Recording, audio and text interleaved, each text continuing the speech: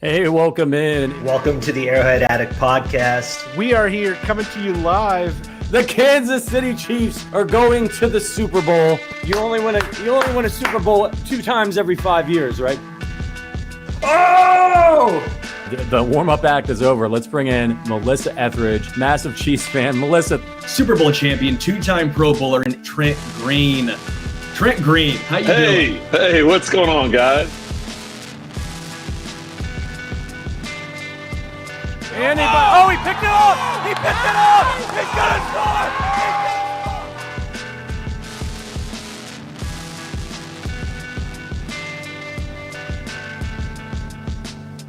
and we'll see you next week. But until then, as always, go Chiefs.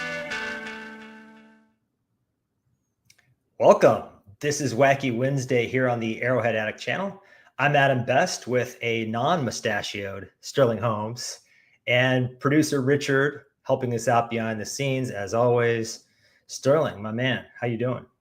I'm good. I had to shave it though. It was getting too long. It got to the point where it's getting to soup season, and that mustache with that thickness and length, it's just too much. It becomes a detractor of soup, and it won't work.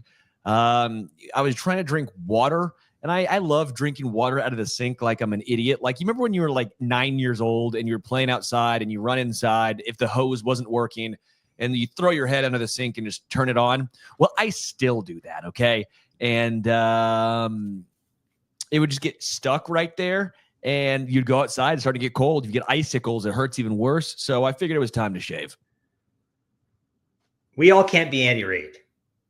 And there's no shame in that. There's no shame in that. I mean, he's been wearing that beast.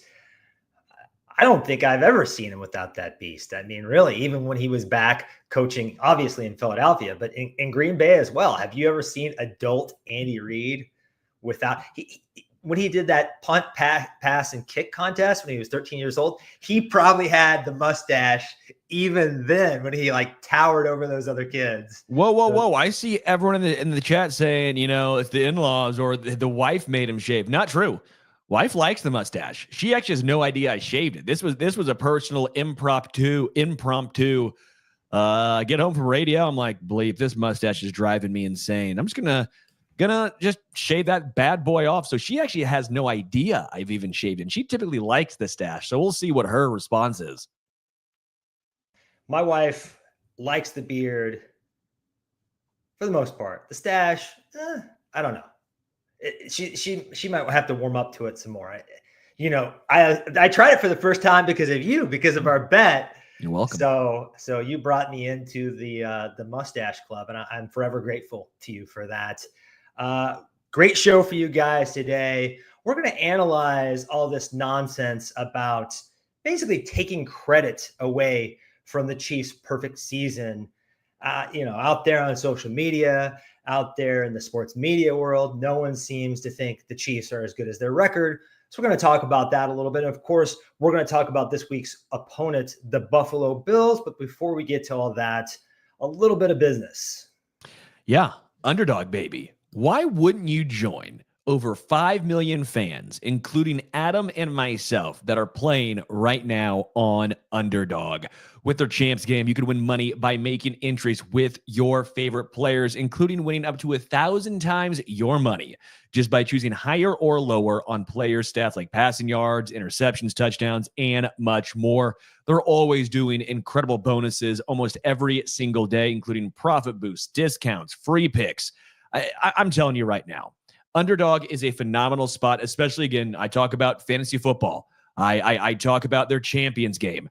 It is such a well-done app as well. So easy to sign up. I could not recommend Underdog anymore. And it's really easy. Just download the app and use code Arrowhead Addict, one word, and you can get up to $1,000 in bonus cash instantly. Again, code Arrowhead Addict, all one word, and you can get up to $1,000 in bonus cash instantly. All right?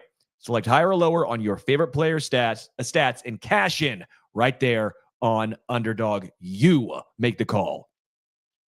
Must be 18 plus, 19 plus in Alabama, Nebraska, 19 plus in Colorado for some games, 21 plus in Massachusetts and Arizona, and present in a state where Underdog Fantasy operates. Terms apply. Void in Colorado. Concern with your play. Call 1-800-GAMBLER or visit www.ncpgambling.org. Arizona 1-800 next step 1-800-639-8783 or text next step to 53342. New York, call the 24/7 Hope line at 1-877-8 Hope and wire text Hope and Y 467-369. Woo! Rattled that off, baby. I've done better. Yeah. Gotta take a breath. Yeah. That's the thing about rappers, how they just rap so fast and how they have that breath control. It's crazy to me. I mean, sometimes you could hear like Big Pun take the quickest breath in between words you've ever heard. It's amazing, astonishing to me. Let's get into our first segment, and that is taking crazy pills. Doesn't anyone notice this? I feel like I'm taking crazy pills. So people sometimes miss obvious things, and this segment aims to point out those instances.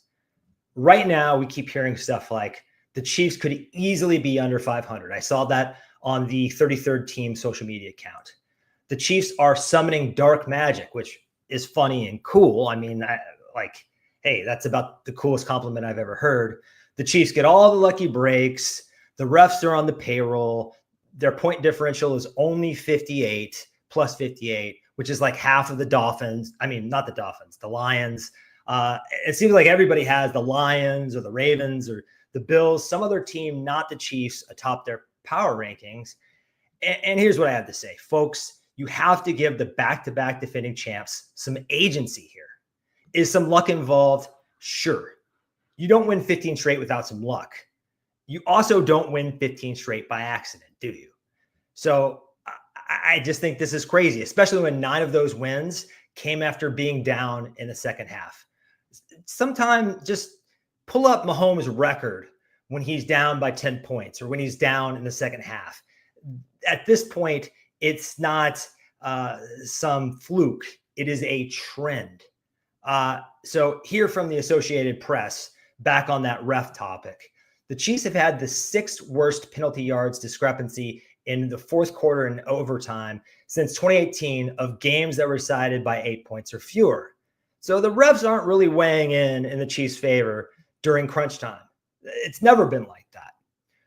I think people need to face the facts. Kansas City is simply the most clutch football team ever. This is what you get when the recipe is 3 first ballot Hall of Famers and 2 first ballot Hall of Fame coaches. And yes, Spags at this point, the way he's been cooking the last 2 years, you got to have him in there. The way he stopped Tom Brady's perfect season, I think he was the biggest culprit there. It's definitely arguable. And then shoot, maybe you can even throw in a 4th Hall of Famer with DeAndre Hopkins. I mean, and then you have Harrison Butker, who I think with Justin Tucker kind of not being what he used to be, Harrison Butker, the most clutch kicker in the NFL. We can keep going here, but this isn't an accident. And I think folks have to give the Chiefs credit. They keep ending. I know you're sick of the Chiefs. I know it gets annoying, but they're not here by accident. Sterling, I want to hear your reaction to this because it's driving me nuts. Yeah, I don't understand. Because the Chiefs win and are good, that makes people pissed off. I get it, because we can all admit that we were annoyed by the Patriots dynasty. But just because that they win and are good doesn't mean they're cheating.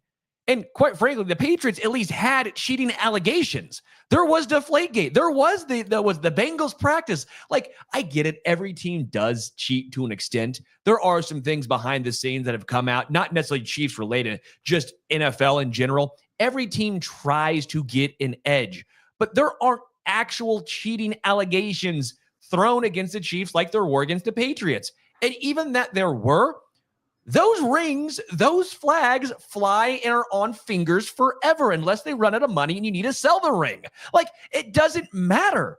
Like, you can say all you want about the Tuck rule. You can say all you want about Deflategate. They still won the Super Bowl. You look in the record books. You look in the history books. It says Patriots. Just how the Chiefs keep winning, and facts don't care about your feelings. You keep saying it best. We keep throwing out facts about the referees and people don't want to listen. It's, well, they get all the calls. Okay, what about this one? Well, what about no, we meant the fourth quarter. Okay, well, the fourth quarter shows that the Chiefs actually don't. Yeah, well, we mean the only ones that are important in the fourth quarter. Like, the goalposts move so far, and the Chiefs are going to block the kick that's going to be the goalpost that keeps moving. It doesn't matter if it's a 55-yarder that you're trying to kick. You can move that bad boy down to 35, and Leo Chenal's going to block that shit. Like, I'm just so annoyed with people trying to find every tiny thing to discredit what we're witnessing, which is the greatest dynasty in NFL history. When it comes to flags, teams can even provoke flags. Like if you know a cornerback is holding, like what was happening with Juju Smith-Schuster in that Super Bowl 2 years ago, you can go back to it at a pivotal time. If you think a guy is jumping off the ball on the defensive line a little quickly, you can use your snap count to try to get a free play. Play calling has something to do with this, but the facts, we laid them out. They don't support the theory that, well, when during these make or break moments, the Chiefs weigh in the refs weigh in for the Chiefs. They don't. And I really would like for people to just admit that this is all a plan. Now, I think the plan has gone better than they could have hoped, but they are trying to intentionally drag teams down in the mud. You know, explosive plays aren't really happening that much league wide anyway. So why not just be the team that uses its know-how to grind other teams down and finish at the end? Yeah. You know, you got the finishers. You got Chris Jones. Is he the best defensive finisher in the league? I think he might be. You look at Patrick Mahomes' third down stats.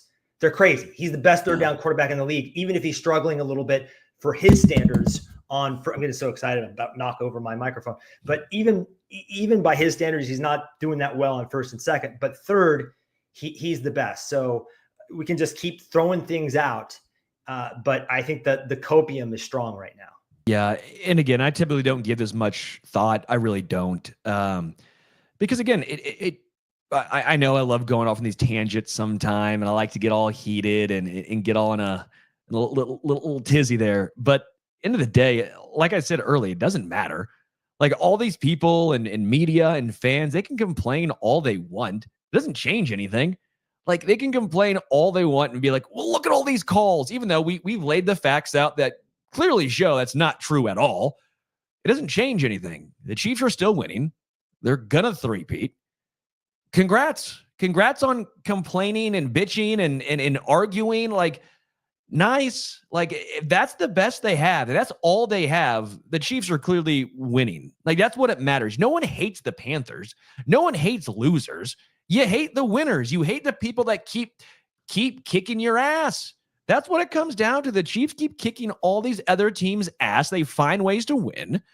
And then their fans have nothing left to do because the Chiefs are better than them. Nothing better to do than complain. That's what it comes down to. All right. Raymond, thank you for the super chat, Raymond. Really appreciate it. Glad to see you back here. Says, quote, luck is the residue of hard work and preparation. Love that, Raymond. Such a good call. Yeah, it looks like luck, but what it was Leo calling a shot, by the way. I talked to Mike Pennell after the game in the locker room post-game, and Mike said Leo basically called his shot, that's what he was going to do on that play. Because they saw a weakness in Alex Forsythe. They saw a weakness on that Broncos offensive line on extra point and kick protection. So what did they do? The Chiefs overloaded that side. Leo went left one time, went right one time. That time he went through him because Alex Forsythe couldn't hang with the strength of Leo. So it looks like luck. Yes, and there is luck involved, but there was a lot of preparation that went into that luck. Great call, Raymond. Also, you asked about Juju Smith-Schuster. He talked today. Andy Reid did. Looks like Juju has a good chance of being back this week. Not a guarantee, but it did sound like there was a good chance of Juju coming back this week. Isaiah Pacheco as well as Charles Omenihu most likely will be out this week. He would be surprised, but that 21-day window is now open for those guys. Expect them back, not against the Bills, but maybe the week after that, which is the Panthers, or the week following, which is the short week, that Thursday night football game, correct, against, is it the Chargers? I gotta look that back up. Doesn't matter. But don't expect Charles or Pacheco back this week. So what I was looking up while you were talking is how many bench press reps Leo Chanel did at the combine. 34 reps of 225. And it showed on Sunday when he bowled over Alex Forsyth. Just a couple more thoughts here. First of all, we also have to take into consideration that rage bait is really the biggest staple of media coverage in the social media era. They have to keep things interesting. They have to keep people clicking and watching, and they have to keep things interactive. And when the Chiefs keep winning like clockwork, they've got to manufacture some outrage. The other thing is, I feel sick defending the Patriots. They're not the only team that has tried to bend or break a rule. The Indianapolis Colts during that era, they were piping noise into their stadium and it skipped and they got caught. So stuff like this happens. I mean, we haven't had like some big scandal lately. And I think that's why they have to point to the refs, because there's unless you just want to blow Juwan Taylor out of proportion, there's no scandal here. No. I mean, there's people angry that their team is losing, and they just can't handle the simple fact that they're not as good as the team that's won 15 straight games, that are back-to-back Super Bowl champions, and that are going to make it 3 straight. It's hard. I get it. I've said this before, but I regretted being too much of a hater during the Michael Jordan Bulls heyday. Don't hate it, celebrate it. It's better for your wellness. It's more enjoyable. You can tell your kids about Patrick Mahomes and Travis Kelce. Just kick back. And hey, the Chiefs were in purgatory for decades and decades and decades of my life, of my father's life. And if it happened to us, believe me, finding a quarterback. We didn't even try to draft one from like 83 to 2017 in the first round. So if this can happen to us, something somewhat similar can happen to anybody. You just have to bide your team as a fan, unless you're a Jets fan, and then you're just absolutely effed. Yeah, or Browns, or Browns. Yeah, but I think they might deserve to be effed. Yeah, actually. Let's get into maybe our favorite segment. It is the Kansas City stock market. Greed, for lack of a better word, is good. Fugazi, Fugazi, it's a wazi, it's a woozy, it's a fairy dust. Tell me the difference between stupid and illegal, and I'll have my wife's brother arrested. Okay, a reminder, because we haven't done this in a minute, the KC stock market, Sterling and I alternate giving each other statements, and then we give the other person the option to pump, which is buy, or dump, which is sell, and we both get a weigh-in on each issue. So the first one is interesting, given what we saw on social media. Left tackle Donovan Smith will be on the Chiefs roster before the playoffs start. Ooh, I think I'm going to go slight dump. If you said any tackle, I think I'd go slight pump. Who are we talking here? Charles Leno, David Bakhtiari? Like both those. I by the way, before we get to that, sorry, I saw this and I just got my train of thought. NA says, first time hopping back on your channel in over a year. Welcome back. And NA says, Adam, where is your beard and stash? I shaved the stash this morning. I guess actually afternoon, like 2 hours ago. And Best, yeah, where is your beard? It's usually a Christmas thing for me. So I grow it out after Thanksgiving. And what I've been doing is just keeping it because I feel like, hey, this method or this superstition has worked to produce back-to-back Super Bowl championships. But at this point, like I said before, I'm not even that superstitious about the Chiefs. Like I used to make my dog wear this Chiefs bandana every Sunday. And now I'm like, screw it. They're just that good. They don't need the extra juju. I don't need to be Robert De Niro level crazy in Silver Linings Playbook. I could just, be semi-normal. But yeah, back to Donovan Smith or another tackle. Yeah, I think that Charles Leno makes more sense. I think that David Bakhtiari makes some sense. The thing I have a question with is, one, you have to find a tackle who's willing to be a backup, because I think Wanya Morris is going to be the starter. Wanya Morris is graded out just as solid as Donovan Smith did last year, by the way. For everyone wondering at home, like, Donovan Smith's better. I feel like we all have amnesia because we saw what he did in the playoffs, and everyone's like, hey, look at Donovan Smith in the playoffs. Look how good he was. Yeah, that's great. He was really good anytime in the playoffs Donovan Smith was. But when it comes down to the regular season, we all had the questions of, oh my gosh, look at these penalties. Oh my gosh, he's getting beat. Like, I feel like we have amnesia because of the playoffs that Donovan Smith played well in. So that's one point here.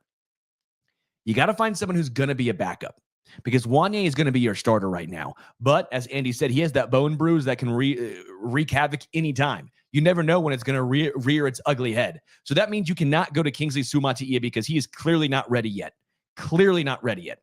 So do you go to David Bakhtiari, who, when healthy, is a all-pro level player, but he's played in 13 games in the past 3 seasons? In fairness, the one game he played, or the one season he played 11 games in, is because of an appendix. So that's a little different. Appendicitis, he had his appendix taken out. That's not going to happen again. I would be surprised. Charles Leno, though, I think makes the most sense as far as dependability. I think he'd come back and be a backup.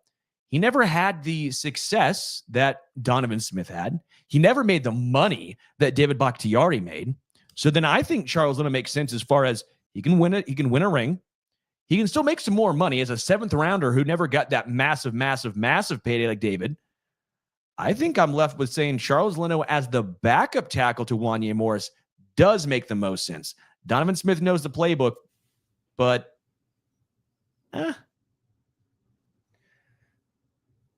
light dump for me too.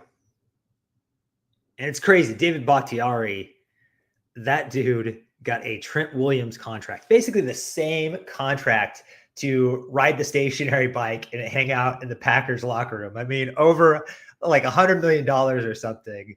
And I know his health has been a problem, and I wish him well, but he definitely doesn't need to come back if his body's not willing. He says he wants to. Charles Leno sounds good. Donovan Smith knows the system. I'm with you. Wanya kind of started rough. He has been serviceable. Not even probably good. Definitely not great, but on par with what Donovan Smith was doing during last regular season. I think there is one slight difference. Kingsley Suamataia definitely gets beat fast. I mean, he gets beat as fast as if there was a orange traffic cone at left tackle. And he made Nick Bonito look like Lawrence Taylor on Sunday. It was crazy, man. He is just not ready. And Wanya Morris does lose somewhat quickly sometimes. And I think the thing about Donovan Smith was that veteran savvy to die a slow death. The thing that offensive linemen talk about, just get in the way for as long as you can. And you know all the tricks and the tools. And sometimes you get away with a little hold because you've been in the league for 10 years. That kind of thing that they all do once they've been around for a while. Neither Wanya or especially Kingsley have that at all. I mean, Kingsley's as green as a left tackle could possibly be, but we've come this far, right? We've come this far playing the two young guys. We need to find a long-term solution. This has been at both sides of tackle on both sides has been too much of a revolving door since Mitchell Schwartz and Eric Fisher. It is just, there has not been enough continuity there. It puts a lot of pressure on Patrick Mahomes. It is not a good environment for any quarterback. So I would like them, if they think they can manage it and not get their billion-dollar quarterback injured, I'd like them to stay the course here. And also remember, this is the pattern at this point. The Chiefs tackles look like shit during the regular season. It just wasn't last year. It was the year before with Orlando Brown Jr. and Andrew Wiley. And they get to the playoffs and suddenly they're born again hard. I mean, Andy Heck and Andy Reid figure out a way to have everything gel by the time the postseason arrives. So I'm still not panicking yet.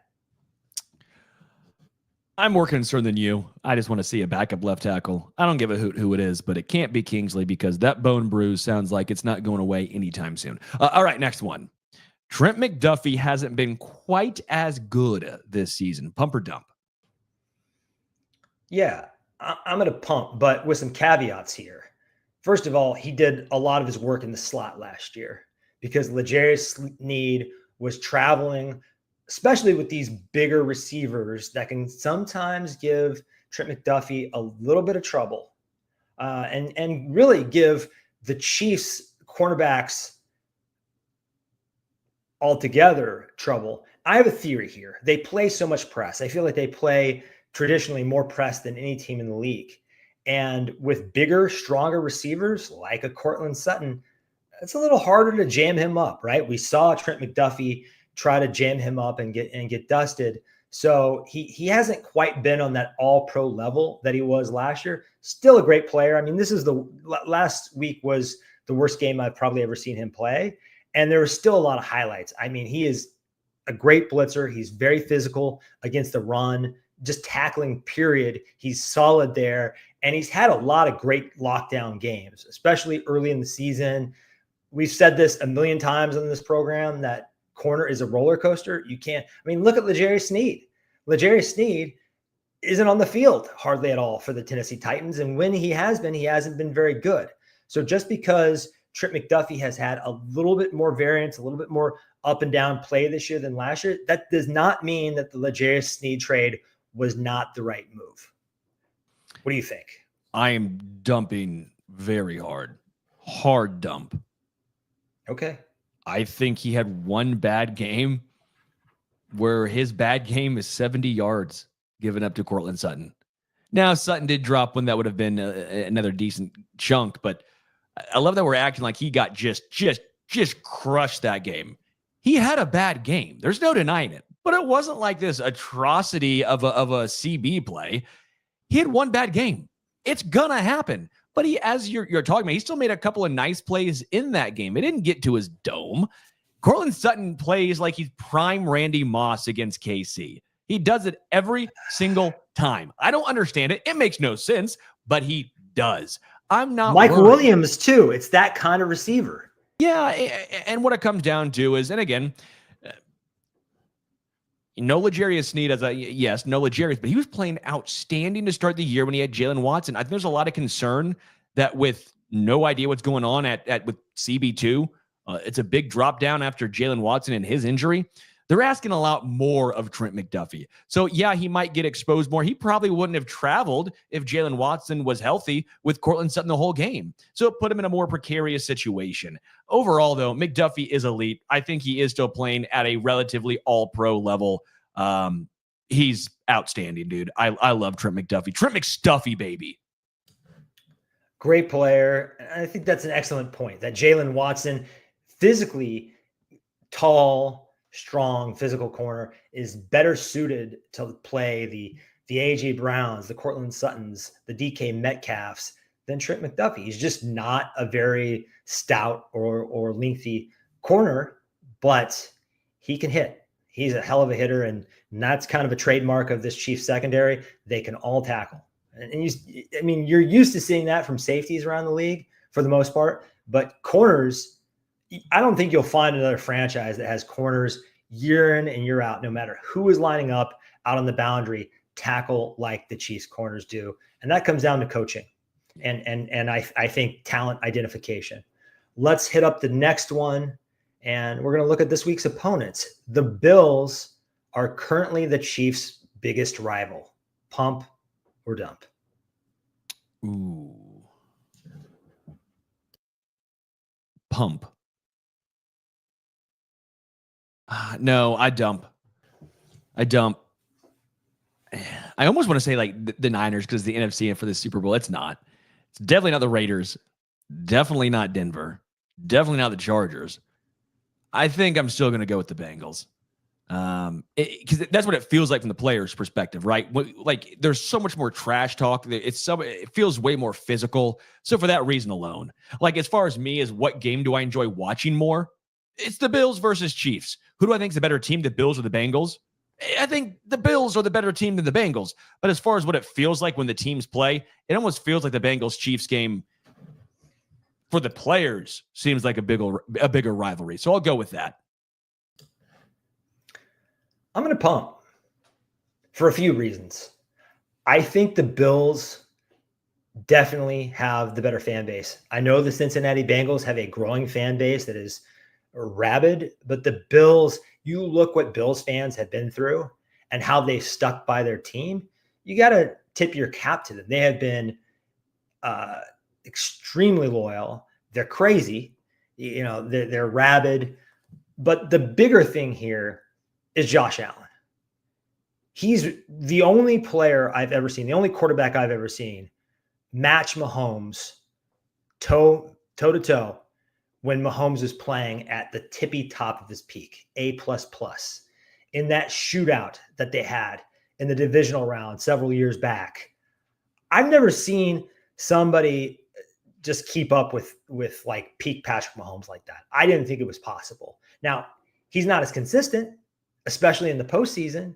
So he's not on the same tier as Patrick Mahomes, but I think that they have a quarterback that can do that because we have not seen Lamar Jackson do that, right? And as good as Joe Burrow is in that playoff game that the Chiefs lost to them, Mahomes kind of imploded. The rest of the team kind of imploded. So that's my other point. And also the Bengals are just, they're not consistent enough. They're not exactly like the Raiders and the Broncos, but if you don't make the playoffs every single season, how can you be the biggest rival for a dynasty? Sure. You know, if we're going to pick a team to be the Colts of, and the equivalent of the Chiefs is the Patriots, the Bengals aren't the Colts. The Bengals aren't the Peyton Manning Colts. The Bills are. The Bills are. I think that's why this is the biggest matchup of the year on TV. The Chiefs going back to Orchard Park. I'm pumped up about it. So yeah, I think Rods and Trait said it best. The biggest rival? No, I think the biggest rival is the Bengals. Biggest threat? Yes, it's the Bills. It's a good call. That's how I view it again. I think that people hate the Bengals more, which makes it almost more of a rivalry, while I think the Bills are the better team and the bigger threat to the Chiefs' supremacy. All right, next one. And you know my thoughts on Josh Allen. I think he's the second best quarterback in the NFL, just behind Mahomes.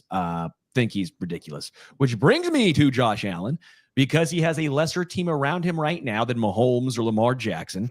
Josh Allen should be the MVP favorite. Pump or dump? I am going to pump because of the talent surrounding Mahomes and Lamar. It's just superior. I even think the coaching is superior. This was supposed to be a step back season for the Bills, much like the Chiefs a couple years ago. They're retooling, right?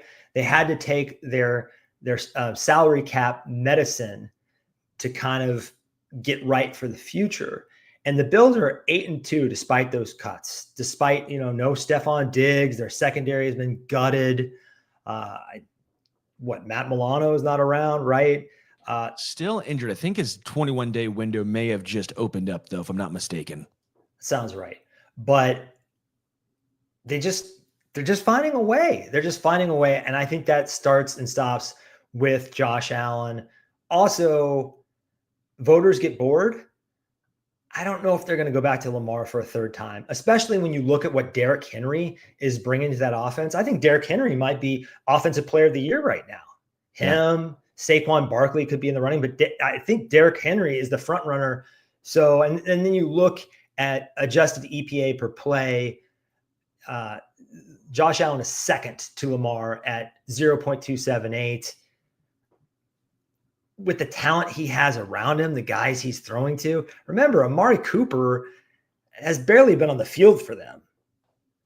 So he's doing what Mahomes has done in previous seasons. Again, probably the only guy that I've seen play at this level with kind of fringe starter talent around him. Yeah, I've been surprised at how much he's elevated the rest of the Bills. He's been incredible.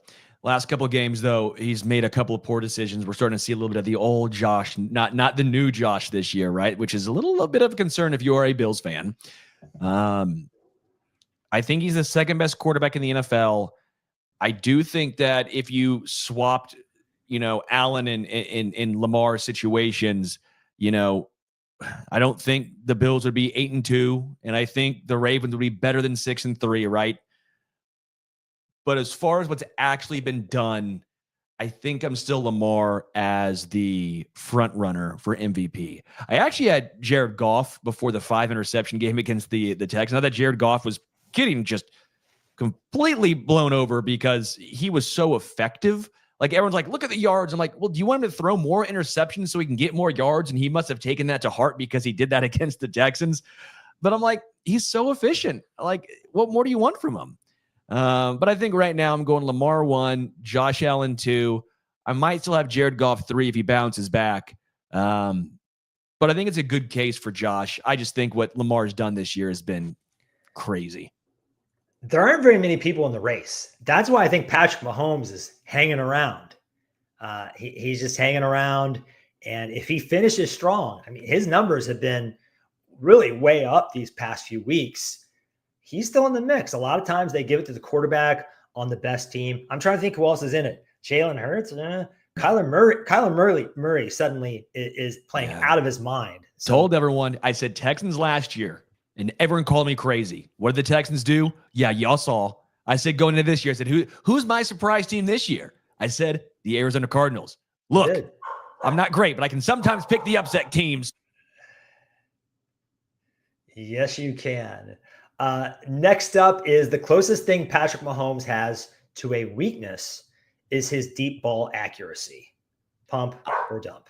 I'll let you go first. My wife's walking in and my dog is excited, so you can answer your own question first.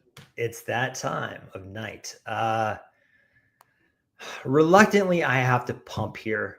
And I want to start out saying that when we're talking about a weakness for Patrick Mahomes, we're talking about a B or B minus when everything else is A++, arm talent, leadership, intangibles, toughness, accuracy in the short to intermediate range. I could just keep going. Tactical scrambling.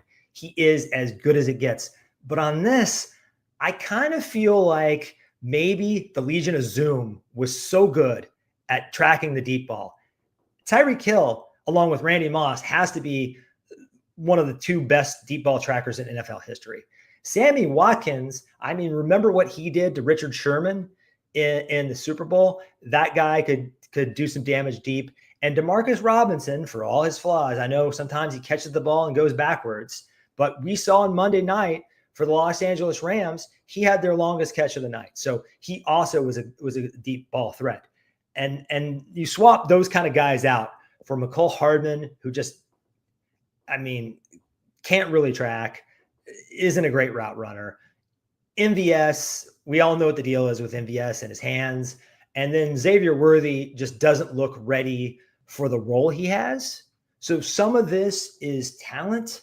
And also back then he had Mitchell Schwartz and Eric Fisher. We've already talked about that. He had stability at the tackle position.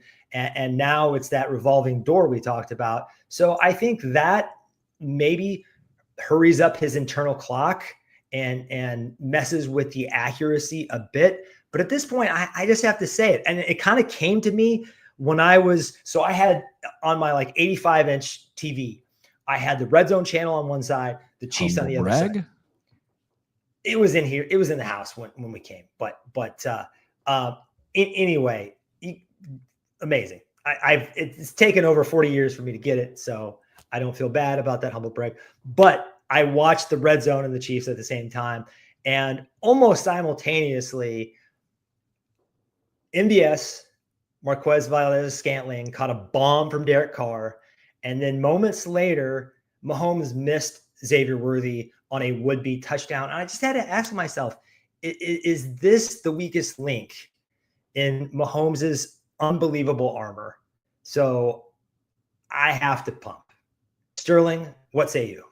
I I hate to do it, but it is a slight pump. I'm with you. I think if there was a weakness, this is probably it. He's the best player in the world. He's incredible. But if there was a weakness, this is probably it. I don't know how much the left tackle, the tackle in general, the issues there, how much that's causing him to hurry up and, making him uncomfortable. I think that's a legit conversation. But it's not just that. It's Xavier Worthy. He threw it out of bounds. Like, it wasn't even in bounds. It was, you're seeing Matt Stafford hit like Tutu Atwell in games. You're seeing Rashid Shaheed. It's like you see one or two. Russell Wilson. Yeah, Look Russell at what Russell Wilson Wilson is doing. Russell Wilson and Mike Williams had barely shook hands, and he hit a game-winning moon ball to him. So I think that you're on the right track here. I think there may be something to look into, a little more detail. That, maybe if there was a weakness to Patrick's game, it might be the deep ball accuracy. Again, I do think the offensive line and the tackles have something to do with it, but at some point, Xavier's open. You got to hit him. I get it. Sometimes it is on Xavier, but sometimes it's also on you. We've seen him overthrow him a couple of times. We actually rarely see him underthrow him, but we've seen him throw it out of bounds or overthrow or something here. I think there's something to that. Best. That's a good call. I'd rather he overthrow him than underthrow him. Agreed. Don't get me wrong. And I think the other thing we need to analyze here, and maybe I'll find a way to look at this, is how many deep shots he's taking per game compared to past seasons. In this kind of new dink and dunk era, it's like anything else. There's muscle memory. It takes practice. You can lose that touch if you're only taking a couple shots a game. And some of them sometimes feel like those Aaron Rodgers performative shots where they might not even have much of a chance for completion. He just getting rid of the ball and trying to remind the defense, hey, I will occasionally go deep on you. Yeah. So, all right. Final one. Jumping through tables is stupid. Pump or dump? Pumping so hard, I just broke my pelvis. I don't get this. I mean, I was young and dumb and semi-reckless at one point too. So, but I don't know if all these guys are young. And don't they set the table, Bills fans, Bills Mafia? Let's get it correct here. Don't they set the tables on fire and then jump through them sometimes? Yeah. Okay. Is it stupid? Yes. Is it awesome, electric, and would I do it? Yes. Like, the jumping through the tables for Bills fans, it's so dumb. Like, there's so many ways to get injured, and you're like, what's the point of it? Until you realize, I don't know, it looks kind of fun. It's kind of badass. Yeah, it's cool. Like, they're known we're Chiefs fans. We're all known for barbecue and the tailgates, and Bills fans are known for tailgating and jumping through tables. Like, is it stupid? 100%. But it's kind of fun and cool, and I think I would do it one time until I probably hurt my elbow, and I'd be like, yeah, I'm out. See, this is a difference between a man in his 40s who has suffered enough pain to know you can't do that shit, and a guy that just turned 30. That's the difference. It's lived experience of doing enough dumb stuff where I'm like, no more dumb stuff for me. I'm retired. I'm old. I'm washed. I kind of agree with you, though. It is kind of like how people are saying the Chiefs have black magic. That's cool. Jumping through tables is kind of cool. They're the football equivalent of Johnny Knoxville and Jackass.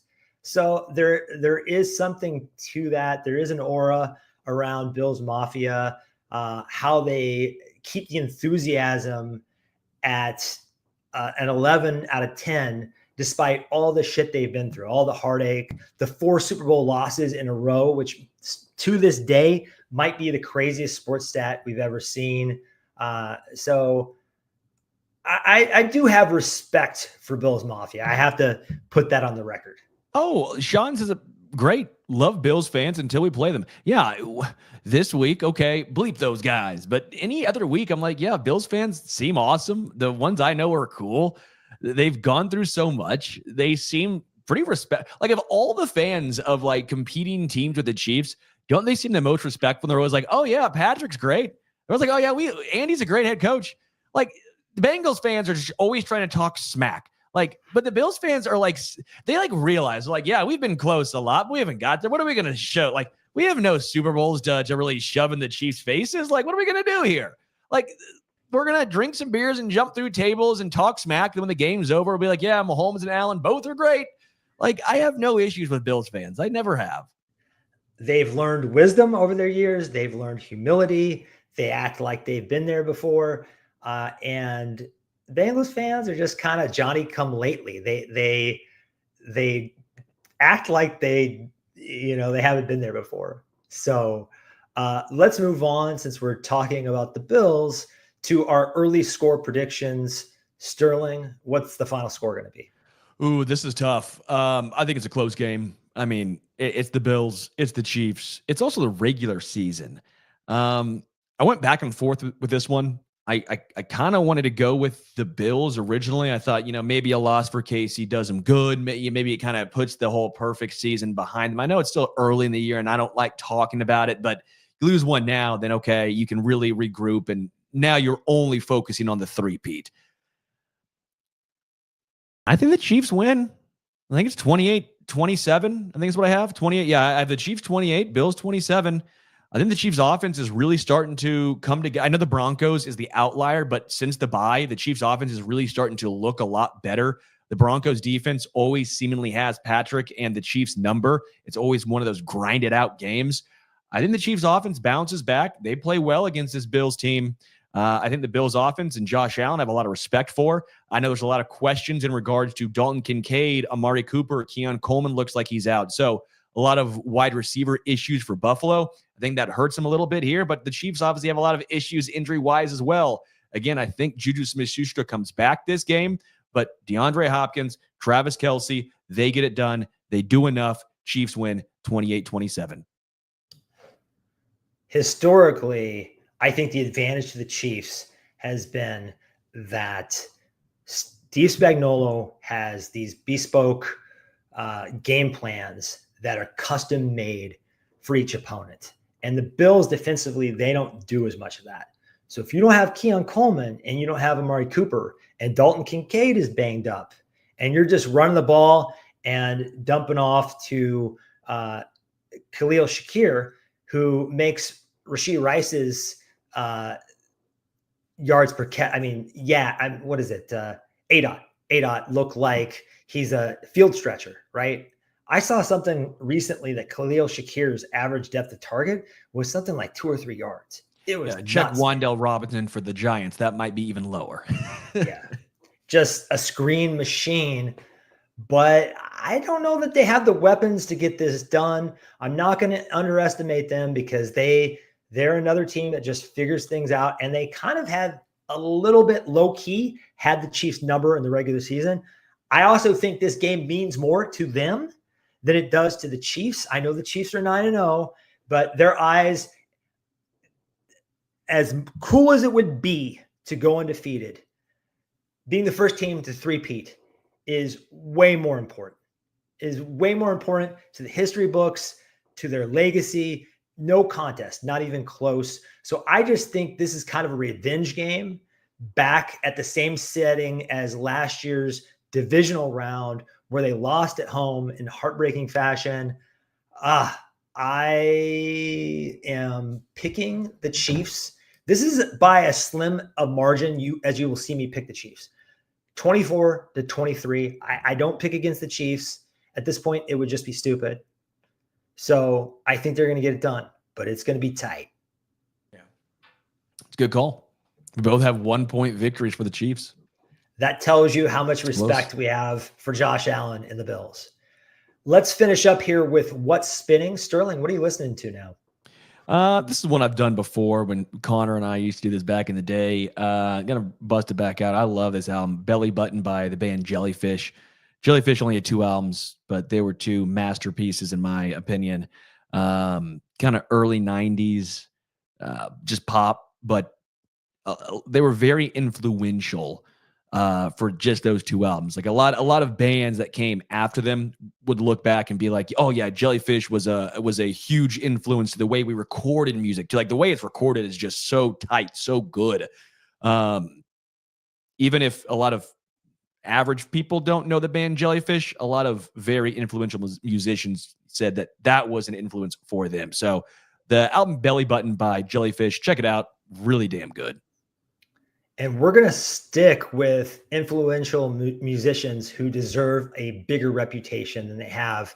And I'm going to go with the song Rainbow in the Dark by Dio, by Ronnie James Dio. It's just a rainbow in the dark. I love that. Yeah, man. Like the kind of the godfather of heavy metal a little bit, right? Him and Ozzy and a few others. That album, Holy Driver, is kind of a heavy Holy metal. Holy Diver. Sorry. I wrote the wrong thing here. Holy Diver. You are correct. You can see its stripes, but you know it's clean. It's kind of a heavy metal holy grail here. And Rainbow in the Dark, I guess there's no way to verify this when bands make outrageous claims like this, but I'd like to think they're true because I just like the idea of an artist capturing in a moment some magic. They said the song was written in 10 minutes, allegedly. Yeah. Dude, good call. I love Ronnie James Dio. He was in the band Rainbow. The band Rainbow was just incredible. Obviously, he did the stuff with Black Sabbath. Obviously, when Ozzy left to do his solo stuff, Heaven and Hell, that was just incredible album. But Dio's solo stuff is also so damn good. It's wild to me. The voice he possessed for being, 5'4"? I mean, dude was tiny. My mom she's like 5'1", 5'2", and she's like, I met Dio and we were like the exact same height. And I'm like, it's just crazy to see a voice come from such a minute man as Ronnie James Dio. It's just, yeah. And apparently he created the Rock On, the what we all call devil horns, or we want to call it now. But the Rock On, I think he said it was grandma or his mom was the one that did it a long time ago, and he just kind of kept it rocking. So influential, and you gotta love a Mark McMillan sized king that brings it that hard. Quickly, why isn't Rainbow in the Dark stadium music? I don't know. It's a good call. There needs to be a lot more Dio being played. I don't think that song's really dirty. Food for thought. That's what we've got for you guys. If you dig Arrowhead Addict, here's how you can help our community grow. You can hook Sterling and myself up by subscribing to our YouTube channel. That's the first thing.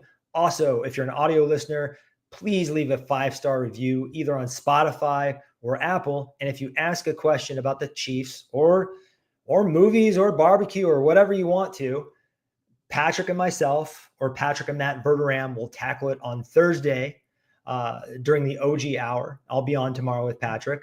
And also be sure to check out the mothership, arrowheadaddict.com. You have Matt Connor and all the folks over there doing some great work. I think that's all we have. Thanks to the chat. Join us live next Wednesday right here on the Arrowhead Addict channel at 5 p.m. Until then, go Chiefs.